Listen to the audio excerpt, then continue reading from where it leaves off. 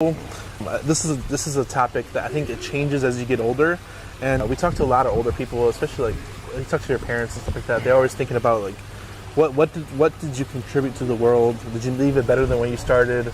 You always have those deep conversations with yourself and internally, and I think a lot of younger people need to have that conversation early. I think me and Anthony were definitely forward thinkers, so I want to open your mind to be forward thinking about what your legacy means to you and what change you can bring to the world.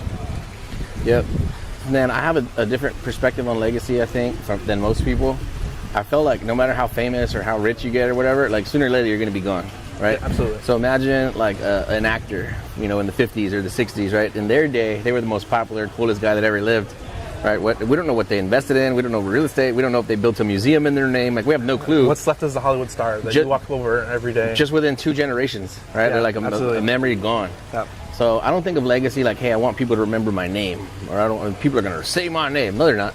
I don't really believe in it that way. What I think that you can do as far as like legacy is concerned is that you have to put in place institutions that are going to stand the test of time. Okay. Right. So the more that we start to go after these big deals, and we're doing these amazing things and making some pretty cool numbers, we're starting to think about who else can we help with this capital, right? Because we're trying to hire all of our friends and family. In business, never hire your friends and family. Our personal goal is to hire everybody we know, friends and family alike. And from there, we want to start to see who else can we help underneath that umbrella.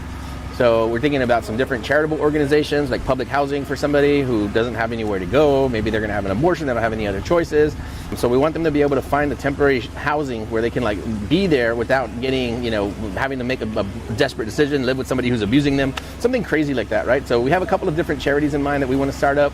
So I think if we put in place institutions like that are self-sustaining, that are profitable, that can keep themselves alive without having to have like a constant injection of capital over time and distance, then I think that's how you create a legacy, is you put things in place that were never put in before. The government's not going to do it, entrepreneurs are not going to do it because it just loses money or it's not interesting to them. Yeah. So I think, and when I'm thinking in terms of legacies, I want to put something in place that's going to stand the test of time, even if they never remember my name.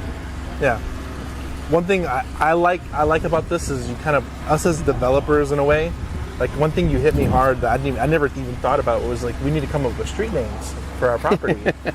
And our first residential subdivision. He hit me and was like, hey, what we got to think of the street names for the name. I'm like, oh, this is amazing. So because we did Tyler, we did a subdivision name, but we didn't actually do the name of the street. We named it Hive Mind Way. Hive Mind Way. So that was the first little peek into this, but it's not really like registered or anything. You can't search Hive Mind Way and it comes up. It's just there. It's kind of like a way to find that subdivision that we created in Tyler. But this is a whole different story because now you can make a subdivision name. You can put a nice little front gate with a name on it, design that. You get street names. You get opportunity for that to really kind of put your stamp of something that's going to be there forever, essentially, at that point. So think about that, right? We have to name the names of the streets, and we're like, what if we just put our kids' names on the streets? So even long after we're gone, somebody's going to be using Google Maps and they're going to go to, this street. And, so that, I think that's cool. I think that's a cool little way to like game the system, to start putting your seeds everywhere, naming things, maybe to name a national park after us that we bought and donated to the federal government, or maybe a museum, stuff like that. Like I talked about donating a lake on a property, the Texas like Parks and Wildlife or whatever, and everybody on Facebook blasting me like, don't give it to the government. Like, dude, if that community or that area everybody can, that's a private piece of land right now. Yeah. So if we donate that lake to the public and people can take their kids there to go fishing and ride jet skis, like we're not creating memories. And now, so that family would have never been able to have that experience without that donation from us. But if you're not playing in a space where you're not making moves like that, you're not dealing in that size of assets, where you have lakes on the property, you don't have those kinds of returns when you're trying to like maximize every penny, right? And then nobody benefits but you. Yeah. Right. So I think having legacy, I think it's making moves like that are so big that everybody gets to benefit, because why should we be the only ones winning? Like, so again, like I think it's really, really easy to get yourself super rich. Everybody your own cup can be overflowing very easily. But if you can have that experience, make that experience for other people, that's what kind of really gets me high, man. I really do enjoy it. Like we go to a restaurant or something, and we're not ballers, right? But we'll drop like a $20 or $50 tip, like on a freaking IHOP waitress, and they're like, oh God, they started crying before. Right, and to you, like, oh, $50, nothing, $50. Well, yeah, but for somebody, that's their whole entire world. Yeah, right? We talked a little about this in Creating Happiness. If you haven't seen the video, please go check it out. Manufacturing Happiness. Manufacturing Happiness. I forgot the name. Go to YouTube, Google, put in the search bar Manufacturing Happiness. We did talk about that. It's 11 minutes long. it's one of my favorite videos, but a lot of this is like, you don't know what people are going through, and you can create that legacy at that moment that could totally change the trajectory of people's lives. Yeah. That you might not even see the result of that. That's something we practice all the time. Like I said, it could be as simple as like as your waiter, waitress, just hitting them with a cool little tip that they might not be used to. We've had them like almost tear up multiple times, holding the door open for somebody, like, oh, thank you. You know, somebody at the register, like just give them a compliment. You see that they're down. You see some kind of shadow above them, some kind of cloud. I mean, they're not saying anything. They're not showing it. But you just say, man, that's an amazing shirt, dude. Where'd you get that? Dude, I wish, I think I have one like that. So cool. Anything, your hat, bro. Like, oh, cool haircut. And then you see their face light up, like, dang, like they've never had a compliment before from a stranger, right? They're used to people just beating them up, hurry up, where's my change, stuff like that. So if you're going around and just pushing buttons on people and, putting them in an amazing mood, I think that's something else too. If anything, that's what I want to be remembered for, right? It's as cheesy as it sounds. I want people, and they're saying it now, right? Oh, those guys are cool, those guys are real cool.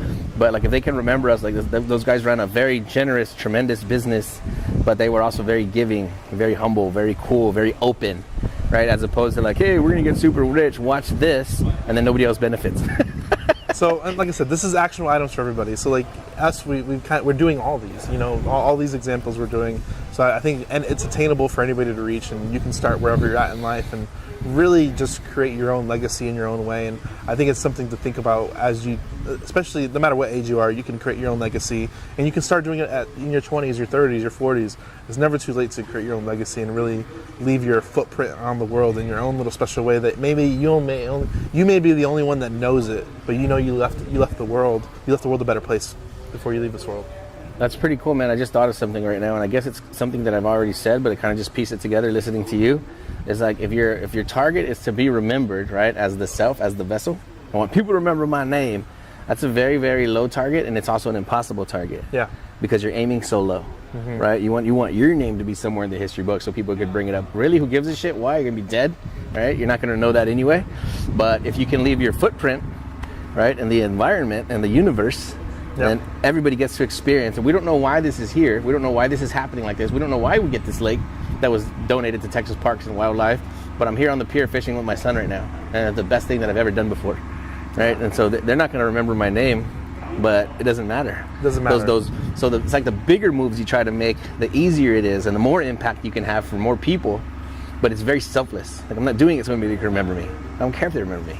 And that's easier to hit. Then it's easier to hit a bigger target, whether your targets are profits, size of acquisition of the land or whatever, the apartments we're going to buy, the housing developments we're going to make inside of these office buildings. Yeah, those are big, giant targets. If you're thinking in terms of how can I make profit on this deal, for myself or for my company. But if you're thinking in terms of I want to help 1,000 mothers not have an abortion, like I need 20 buildings, like that's a big target, but I think we can hit it.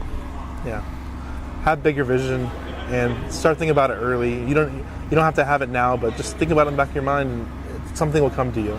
Everybody gets inspired by others, and just be open-minded, because a lot of things that inspire us are just everyday things that we're paying attention to. Anthony has a really great gift of seeing people in different situations. And if you haven't seen, we're going to talk about other videos we're going to record today too as well, kind of covering this. But if you pay attention to your surroundings, you have the opportunity to impact people's lives daily. I want to sign off with this, man. If you have big goals, big lofty goals, the same way with the land deal, the bigger the land deal, the easier it is.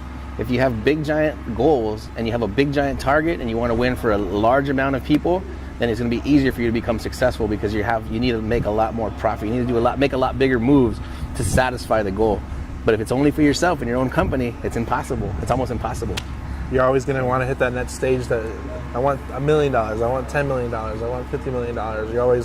Somebody always has a bigger yacht, So bigger dreams, bigger goals are easier to hit. So set your targets so high that no matter, even if you land short, it's still going to be a big deal. There you go. Like, share, subscribe. We'll see you next time.